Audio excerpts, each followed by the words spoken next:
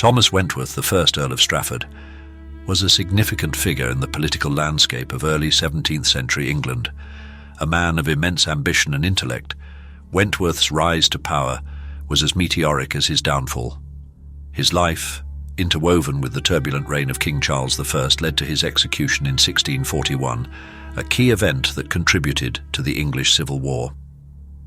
Thomas Wentworth was born on April 13, 1593, into an affluent and influential Yorkshire family.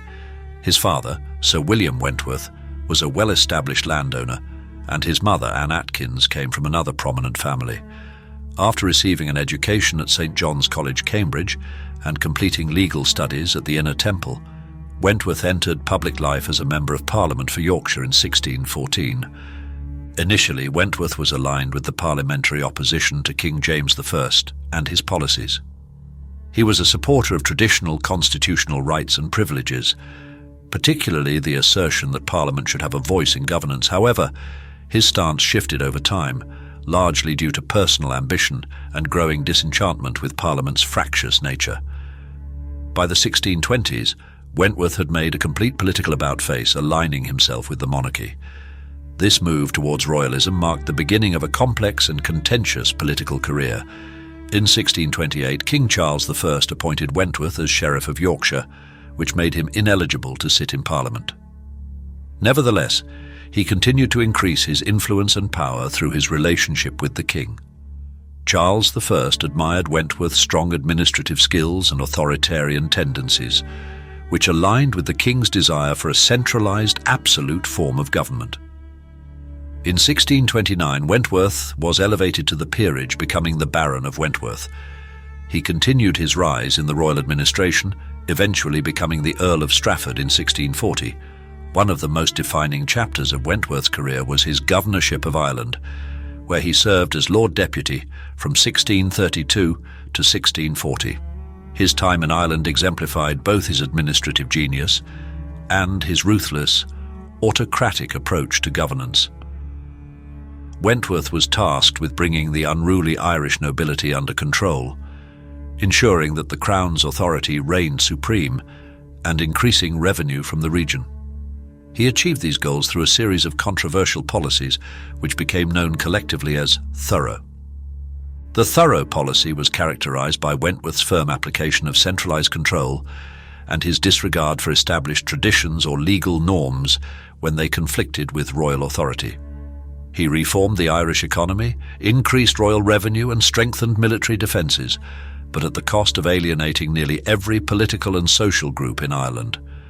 Both the Anglo-Irish aristocracy and the native Irish felt oppressed by his heavy-handed rule. Wentworth's political enemies in England, already wary of his growing influence, began to paint him as a tyrant who subverted the law and disregarded the rights of the governed. His success in Ireland, though applauded by the king, added fuel to the growing resentment among English parliamentarians. The policies he implemented were seen as models of despotic rule, and many feared he would apply similar tactics in England. As the political crisis between Charles I and Parliament intensified in the late 1630s, Wentworth's authoritarianism made him a prime target for parliamentary ire. His actions in Ireland were used to build a case against him, but he was also blamed for policies within England. Chief among these was his role in what became known as the 11 Years' Tyranny, 1629 to 1640, when Charles I ruled without Parliament. Wentworth supported the king's efforts to impose royal authority without legislative consent, including the implementation of unpopular taxes like ship money.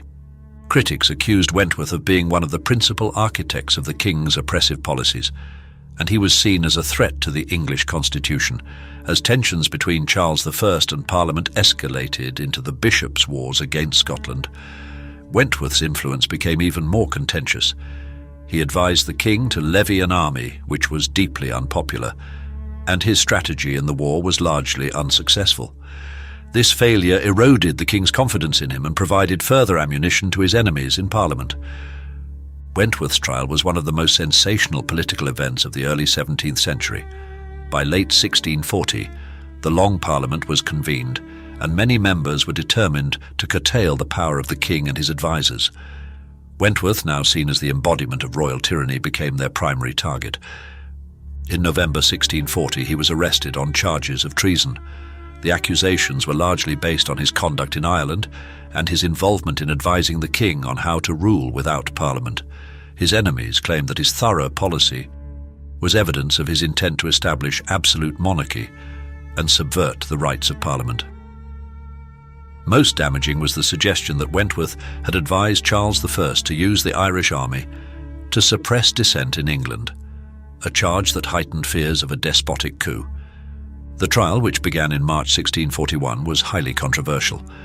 Unable to convict Wentworth through traditional legal procedures, Parliament resorted to a Bill of Attainder, which allowed for his execution without a formal guilty verdict. Although many in Parliament were uncomfortable with this approach, public opinion and political pressure demanded Wentworth's removal. King Charles I initially sought to protect Wentworth, even offering to dissolve Parliament to save him. However, faced with overwhelming opposition, Charles relented, reluctantly signing the Bill of Attainder on May 10, 1641. "Put not your trust in princes," Wentworth reportedly said when notified of his fate. Wentworth was executed by beheading on May 12, 1641 at Tower Hill. His death was seen by many as a necessary sacrifice to check royal overreach, but it also marked a turning point in English politics.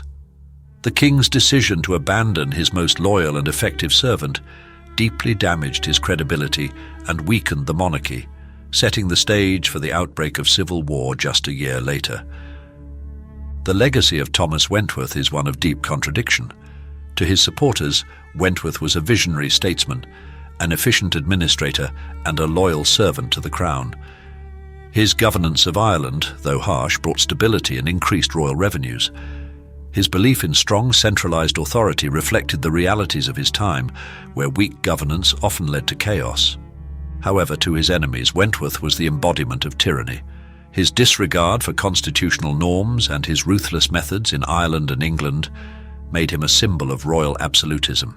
His execution, though legally dubious, was viewed by many as a victory for constitutional governance and the rule of law. Wentworth's fall from grace also exemplified the volatile nature of 17th century English politics, where alliances could shift rapidly, and political survival was never guaranteed. Historians continue to debate the true nature of Wentworth's legacy. Some view him as a tragic figure, caught in the crossfire of an irreconcilable conflict between Crown and Parliament. Others see him as a man who overreached and paid the price for his ambition. Regardless of interpretation, his life, crimes, and trial remain a pivotal episode in the tumultuous history of early modern England, contributing directly to the broader constitutional crisis that would eventually lead to the English Civil War and the temporary overthrow of the monarchy. Thomas Wentworth, the Earl of Strafford, lived a life marked by both remarkable achievement and deep controversy. As one of King Charles I's most trusted advisors, he played a crucial role in shaping the politics of the period, but his authoritarian methods ultimately led to his downfall. His trial and execution were not only a personal tragedy, but also a significant moment in the lead-up to the English Civil War, a conflict that would reshape the nation's political landscape forever.